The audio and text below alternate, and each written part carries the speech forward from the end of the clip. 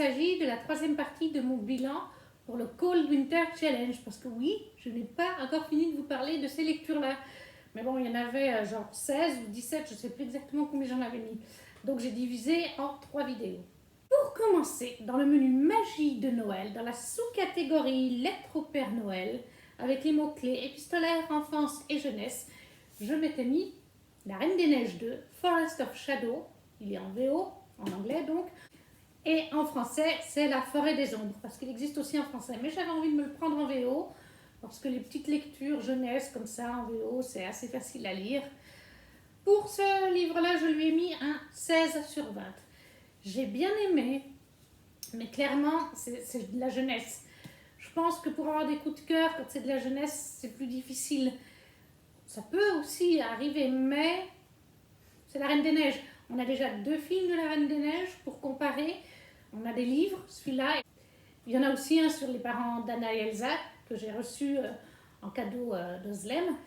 Donc forcément, quand on a déjà vu les 2 films, on a un support de comparaison pour l'histoire. Dans ce petit livre, on suit principalement Anna, et ce livre se déroule entre La Reine des Neiges 1 et 2. En fait, il se déroule même juste avant La Reine des Neiges 2, parce que les dernières pages du livre, c'est quelques jours après les événements de ce livre, et c'est Anna qui se réveille au milieu de la nuit et qui voit des espèces de losanges avec des symboles du feu, de l'air. C'est la fameuse scène quand Elsa fait apparaître dans La Reine des Neiges 2 les symboles qu'elle touche et qu'ensuite la malédiction se met en route, où il n'y a plus d'eau, il n'y a plus d'électricité, la terre tremble, etc. Donc on est vraiment tout près de La Reine des Neiges 2 dans ce livre. Comme je vous disais, on suit Anna, principalement, et par son biais Elsa, Christophe, Sven et Olaf. Et en fait, les filles préparent un voyage royal pour Elsa, qui va partir pour plusieurs semaines, pour un grand moment, dans les différents royaumes qui sont alliés avec eux. Elles organisent ça depuis des mois. Anna l'aide, parce qu'Anna est intéressée par les autres peuples, donc Anna l'aide avec leurs coutumes, ce qu'ils aiment manger, comment leur parler, etc. Et en fait, en douce, si elle fait tout ça, c'est parce qu'Anna aimerait partir avec sa sœur Elsa. Même si elles ne se parlaient plus pendant des années, elles étaient toujours ensemble à Arendelle, et elle n'a pas envie de voir Elsa partir toute seule pendant des mois, elle a envie de l'accompagner dans ce voyage. Donc elle fait tout aussi pour laisser des petits indices à Elsa, des petites phrases, pour essayer de lui faire comprendre « prends-moi avec toi », parce qu'Elsa ne lui a pas proposé de partir avec elle. Sauf que, juste avant de partir, il y a plusieurs événements qui surgissent. Déjà, Anna fait des cauchemars qu'elle fait depuis toute petite. Elle est avec Elsa, elles sont dans la forêt, et en fait il y a un loup qui surgit, elle doit chercher Elsa, il y a un loup qui surgit, qui la poursuit, qui veut la dévorer, et à chaque fois elle se réveille, elle n'est pas bien. C'est un rêve, un cauchemar qu'elle faisait déjà étant petite fille. Ses parents, ils venaient lui apporter alors un petit chocolat chaud, la border, etc. Maintenant elle est toute seule, voilà, elle se débrouille, mais il y a ces cauchemars. Et en plus de ça, dans le royaume se passent des choses étranges. Comment résumer ça? Les animaux s'endorment pour ne plus se réveiller. Un jour, pouf, ils ne se réveillent plus, donc ils ne peuvent plus boire, ils ne peuvent plus sourire, donc ils s'amaigrissent. Du coup, les éleveurs sont inquiets. Et en même temps, il y a aussi des soucis avec les récoltes, tout ce qui est fruits, légumes. Je crois qu'ils pourrissent ou quelque chose comme ça. Le mot, j'en suis pas sûre, je n'ai pas très bien compris, mais il y a des soucis aussi avec les récoltes. Et les filles soupçonnent peut-être un truc magique, puisque maintenant on le sait, avec Elsa, il y a de la magie. Elles envoient Christophe chercher de l'aide auprès des trolls. Elles se mettent à chercher dans la bibliothèque royale. Elles découvrent certains mystères, une bibliothèque cachée. Et Anna, toujours en voulant bien faire et aider Elsa, va faire une incantation, un récit magique. Voilà, elle n'y croit pas trop, mais elle veut quand même essayer. Et suite à ça, eh bien, son cauchemar devient réalité. Il y a un énorme loup qui se met à la poursuivre. Et les habitants eux-mêmes sont touchés par des cauchemars comme elle l'était. C'est-à-dire qu'ils sont réveillés, mais leurs yeux ne sont pas habituels. Et ils sont pris dans leur cauchemar, comme des, comment on appelle ça, des somnambules. Donc ils prennent Anna pour une méchante, le méchant de leurs rêves, ils veulent la poignarder et tout ça. Tous les gens qui dormaient, c'est comme ça. Par chance, Elsa ne dormait pas à ce moment-là, donc elles vont s'enfuir. Sven et Christophe rentrent à ce moment-là, les trolls ont disparu, on n'a pas d'explication. Et ils vont devoir comprendre tous les 4 avec Olaf, tous les 5 du coup, qu'est-ce qui se passe, pourquoi les animaux s'endorment pour ne plus se réveiller, pourquoi les récoltes pourrissent et pourquoi le peuple d'Arendelle, soudainement, la nuit où Anna a fait cette espèce de sortilège, s'est mis à être dans un rêve, dans un cauchemar éveillé, comme des zombies, comme des somnambulismes. Voilà, je ne vais pas vous en dire plus, parce que sinon il n'y a plus de secret. J'ai bien aimé ce livre. Comme je vous ai dit, j'ai mis un 16 sur 20. C'est sympa, mais ça ne vaut pas la Reine des Neiges 1 ou la Reine des Neiges 2. Clairement, on est en dessous. J'ai trouvé qu'il y a des moments un peu longs aussi. Je me dis qu'on aurait pu couper ou faire plus court à certains passages. Parce que parfois, j'avais envie de zapper un petit peu les pages. Mais après, ça manque un peu d'action comparé aux deux films. Il y en a un petit peu, bien sûr, mais je pense que c'est parce que c'est le côté jeunesse. On ne peut pas, dans un jeunesse, avoir tout le temps de l'action. On n'a pas non plus des révélations fracassantes, bien qu'on en ait quand même un petit peu. Mais c'est une bonne lecture, mais sans plus. Après, pour ce qui est de l'écriture en elle-même et le côté anglais, moi j'ai trouvé très abordable, c'est vraiment pas difficile. J'ai à peu près compris entre 85% et 90% du texte. Donc ça c'était Forest of Shadow de Camilla Benko et c'est les éditions Disney Press tout simplement.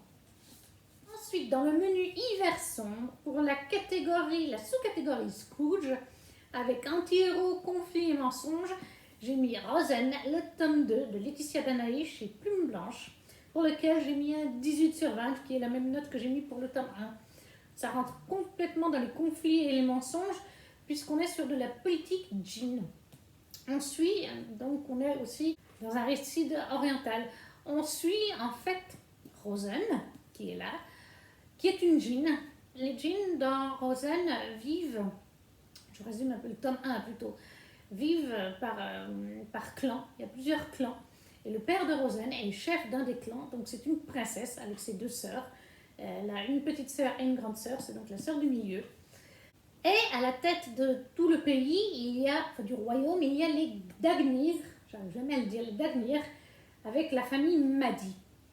Nous avons le père Madi, oui, je crois qu'elle l'appelle comme ça, Rosen, des fois, le père Madi, qui est le sultan, Kalhan, Padmé, la sultane, et ils ont plusieurs enfants, Kaloum, Cameron, Kaiden et Kazay. Et le sultan, le père Madi, comme dit des fois Rosen, veut marier ses fils, en tout cas un d'entre eux, à des djinns, pour faire une alliance entre guillemets. Mais très vite, et le père de Rosen accepte d'envoyer ses filles pour 3 mois, il me semble, à la capitale, là où vivent la famille Madi, afin qu'elles rencontrent chacune les 3 princes, qu'elles aient plusieurs dates avec chacun des princes, et qu'ils puissent faire des affinités entre eux et éventuellement avoir un ou plusieurs mariages qui feraient que les Dagnir et les djinns seraient alliés.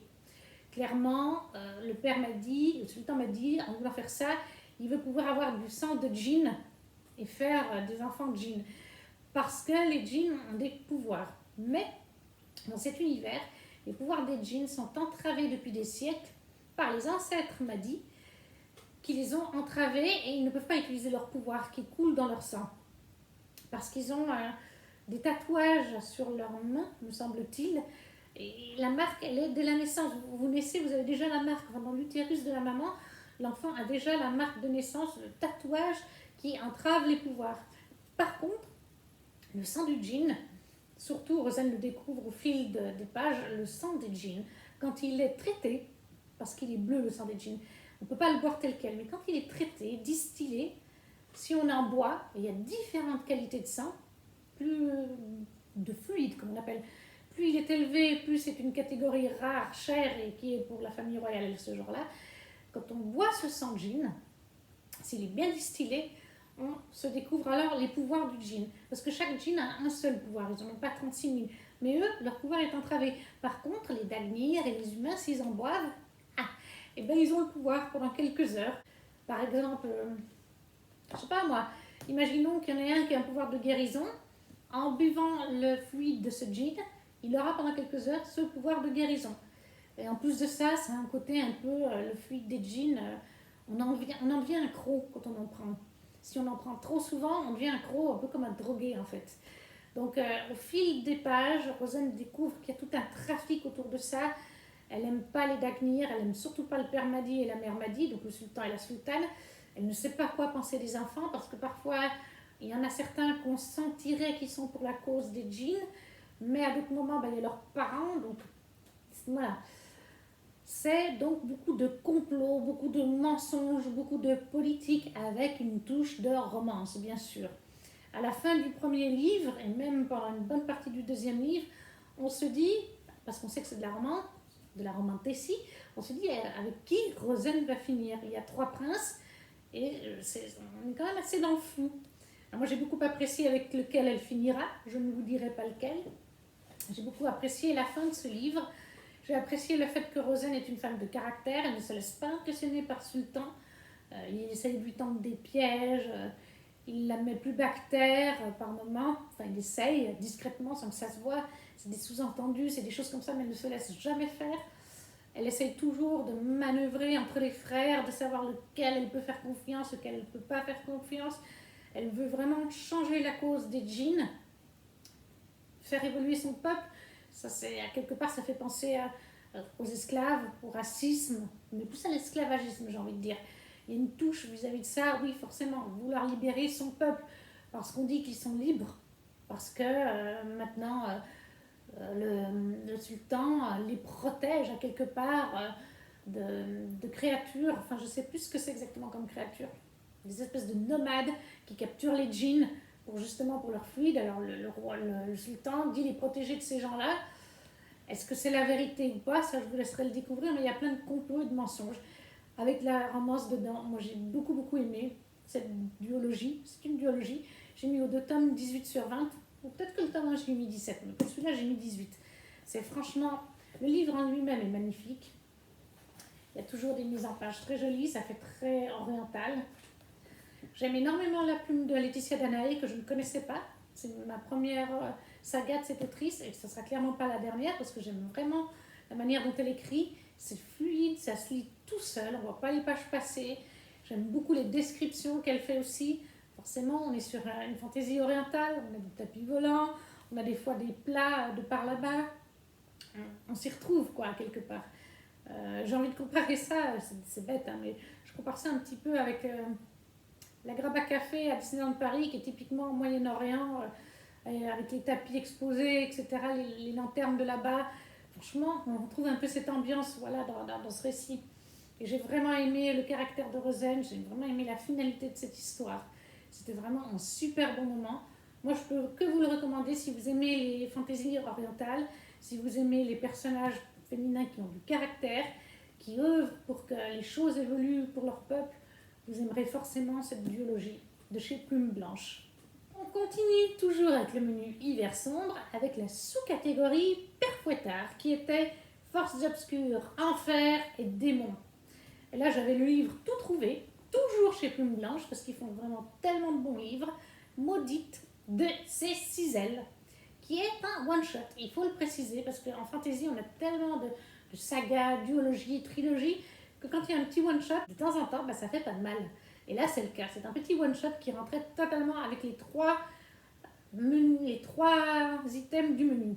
On est en fait avec Elisa, qui est une, attention, j'arrive pas à le dire, nihil, qui est du coup une personne insensible à la magie. On est dans un univers complètement inventé, où vous avez beaucoup de gens qui font de la magie. Certains à très haut niveau, d'autres plus faiblement. Et il y a les nihils, comme Elisa. C'est des gens qui sont insensibles à la magie. Dans cet univers, il faut vous dire qu'ils en sont arrivés à avoir de la magie pour se maquiller. C'est-à-dire qu'ils se maquillent, mais par-dessus, ils se rendent encore plus beaux ou plus jeunes en mettant des sortilèges pour apparaître plus beaux aux yeux des autres gens. La nourriture, ils mangent des trucs qui en fait n'ont pas de goût, et ont un aspect pas vraiment génial, un peu ragoût, voilà, berk. Mais pour eux, comme les cuisiniers mettent de la magie dessus, ils ont l'impression de manger le meilleur chocolat du monde, avec le meilleur goût, la meilleure tomate du monde. Mais pour un nihil, comme Elisa, qui est insensible à la magie, quand elle mange ces trucs, il n'y a pas de goût. Il n'y a pas de goût, c'est pas beau à voir, c'est pas bon. C'est un peu comme si vous mangiez, je sais pas moi, avec quoi. Il compare avec quelque chose à un moment donné dans le livre. Mais c'est un petit peu comme si vous mangiez tous les jours des flocons d'avoine. Voilà, c'est un peu ça.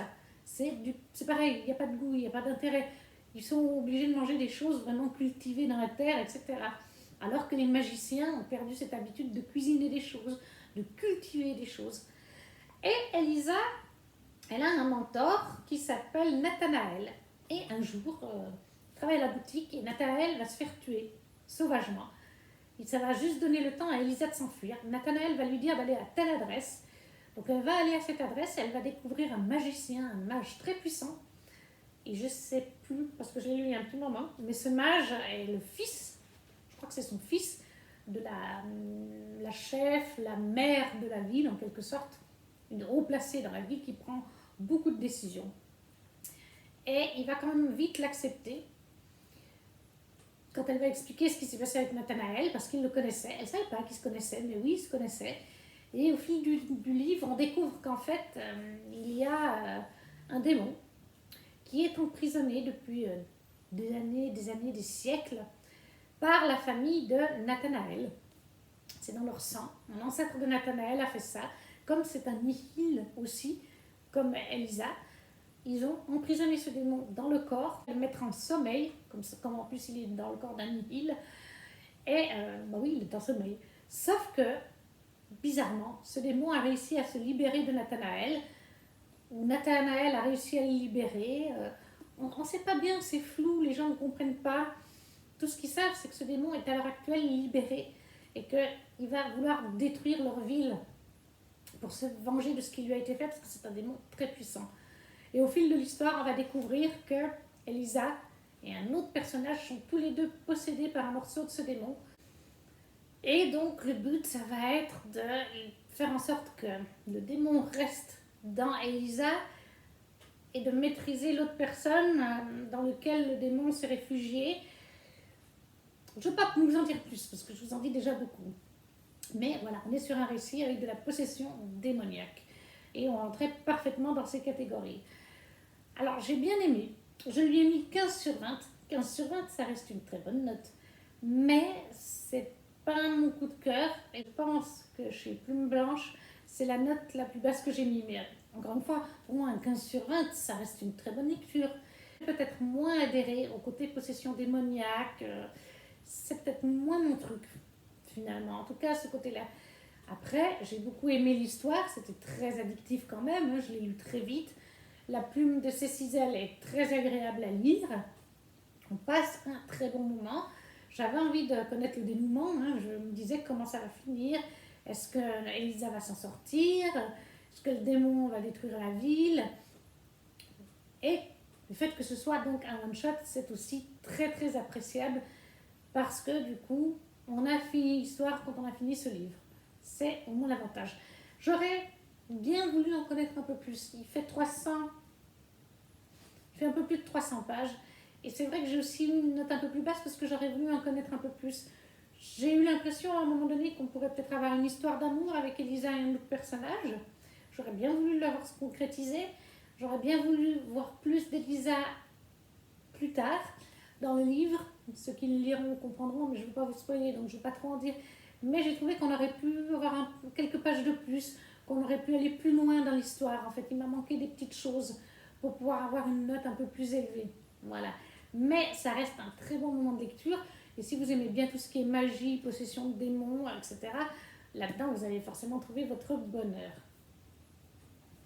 Ensuite, pour le menu marché dans la neige, dans la sous-catégorie Pôle Sud, avec les mots voyage, cheminement personnel et évolution, j'ai mis Throne of Glass, le tome 2 de Sarah J. Maas chez Bloomsbury en anglais, qui est Crown of Midnight. Alors je l'ai mis dans ces sous-catégories parce que pour moi, à partir du tome 2, et encore plus dans le tome 3, mais dans chaque tome c'est un peu le cas, Kéléana subit un cheminement personnel et une évolution. Ça se fait petit à petit. Je la préfère déjà dans le tome 2 que dans le tome 1, même si il y a encore des choses dans le tome 2 et dans le tome 3 d'ailleurs qui me chagrinent. Elle a un caractère, on en parlait sur le Discord des filles, là, c'était dans le cadre de la lecture du tome 3. Dans ses premiers tomes, elle a un caractère, c'est vrai, un peu personnel par moment. Un peu, je m'en fous des autres, tout pour moi. Est-ce qu'on peut lui en vouloir? Pour rappel, Kéléana est une jeune femme qui, je vais essayer de vous rappeler que le premier tome, Kéléana est une jeune femme qui a à 17 ou 18 ans, a été emprisonnée dans les mines d'Andovier parce qu'elle était la plus grande assassin connue du royaume d'Aldaran. Donc voilà, à peine 17-18 ans, elle va déjà en prison et avant ça, elle était formée en tant qu'assassin. Donc forcément, vous imaginez bien, la jeune fille n'a pas vraiment eu d'adolescence, après elle a passé 1 an en prison. Donc je pense que c'est pour ça qu'elle a ce caractère des fois qui chagrine certains fans, comme on en discutait. En fait, on dirait qu'elle n'a pas 18-19 ans dans le tome 2 et dans le tome 3, on dirait qu'elle a genre 15-16 ans. Et encore, elle agit comme une ado, comme un ado en début d'adolescence, parce qu'on l'a formée à assassiner, on l'a pas formée à aimer, on l'a pas formée à avoir des amis. Voilà, c'était tuer une assassin et après, en prison, elle a été battue, etc. Donc forcément, elle est peut-être pas tout à fait sur l'âge qu'elle est censée avoir. Mais c'est vrai que plus les tomes évoluent, plus elle commence quand même à évoluer elle aussi. Et ça, c'est intéressant. Les autres personnages évoluent parce qu'on n'est pas que du point de vue de Keleana. Plus on avance dans la saga, et c'est déjà le cas dans le tome 2, plus on a les points de vue de Dorian et de Shaol. 2 personnages que j'aime aussi beaucoup, c'est mes 2 chouchous au niveau du personnage masculin actuellement. Eux aussi évoluent à leur rythme. Comme c'est un tome 2, je ne veux vraiment pas trop vous en dire, mais c'est vrai qu'il se passe énormément de choses avec Dorian, par exemple, qu'on n'a pas du tout dans le tome 1. La plume de Sarah J. Maas en VO est toujours, moi je la trouve très accessible. Franchement, je lis Keleana, Akotar et Crescent City tout en VO et tout en VF. J'ai d'abord commencé avec la VF pour enchaîner avec la VO. Et franchement, c'est ce qu'on dit avec Amélie, puisqu'on a tout lu aussi, elle comme moi, en VF et VO.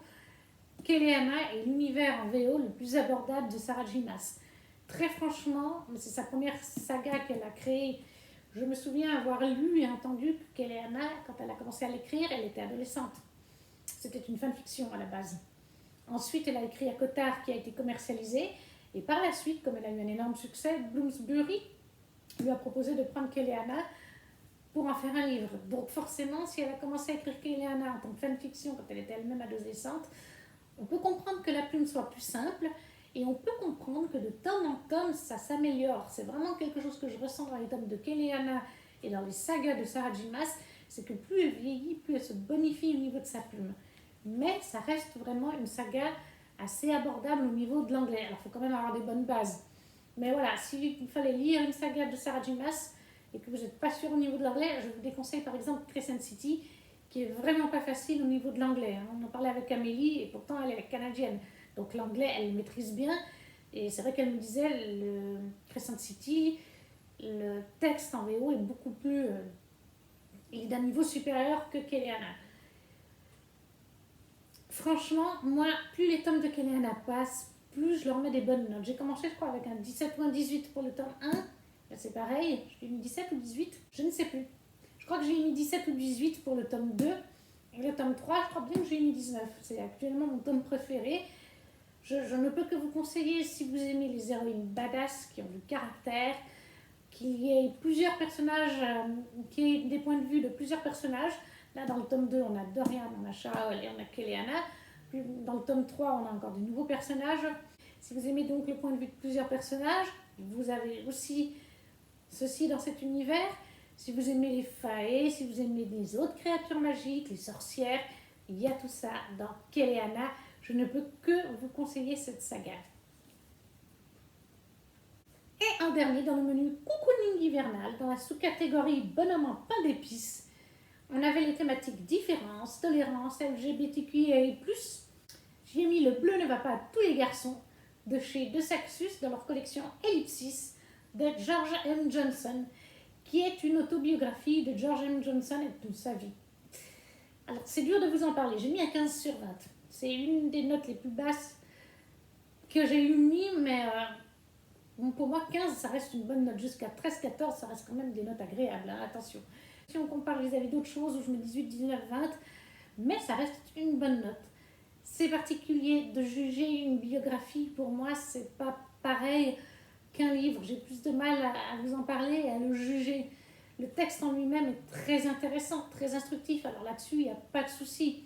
Parce que George M. Johnson vous parle depuis son enfance jusqu'à sa vie d'adulte, du fait déjà que c'était une personne de couleur aux USA et qu'en plus de ça, il fait partie de la communauté LGBTQIA+. Donc il a deux sujets sensibles dans un pays sensible où il y a souvent du racisme et de l'homophobie. Donc il vous raconte ses expériences, il y a des moments pas faciles. Il y a un moment, je l'ai eu en tout début de challenge, donc je me rappelle plus très bien, mais il y a un moment, il nous parle d'une bagarre dans la rue qu'il y a eu avec ses cousins. D'autres garçons sont venus contre eux. Et il était encore petit garçon et il a perdu une ou deux dents dans cette bagarre. Alors que c'était un enfant encore. Je ne sais plus, il avait 6 ou 7 ans, quelque chose comme ça. C'est sûr que tout le monde ne se fait pas frapper par d'autres enfants à 6 ou 7 ans en perdant une dent en rentrant chez leur mamie. Il y a d'autres passages un peu difficiles aussi. Il y a d'autres passages qui vous apprennent des choses. Je pense que c'est surtout un livre qui va parler à la communauté LGBTQ et plus, mais aussi aux personnes de couleur. Je pense que ça peut aider beaucoup de personnes à ce niveau-là. Après, ça reste très intéressant de découvrir une histoire comme la sienne. J'ai quand même passé un très bon moment, comme je vous ai déjà dit avant pour Maudite. 15 sur 20, franchement, ça reste une très bonne note. C'est juste un peu plus difficile de juger la plume et le texte quand c'est une autobiographie. Mais je pense que voilà, si vous avez envie, que vous êtes une personne de couleur ou de la communauté LGBT ou les deux, je pense que ça peut totalement vous intéresser. Moi, je ne regrette pas de l'avoir lu, hein, mais pas du tout. Mais je ne peux pas mieux vous en parler que ça, que de vous dire que c'est instructif. Voilà. La vidéo est maintenant terminée. J'espère qu'elle vous aura plu. C'était la dernière partie pour ce Cold Winter Challenge. On a enfin terminé. On va pouvoir passer à d'autres challenges et à des lectures que j'ai fait aussi hors challenge. N'hésitez pas à me laisser un commentaire en me disant si vous avez lu un de ces livres ou s'il y en a un qui vous fait envie. N'hésitez pas non plus à liker la vidéo et à la partager. C'est ce qui nous permet de nous faire connaître quand on est des petits contenus. Et on se retrouve très vite. Ciao, ciao!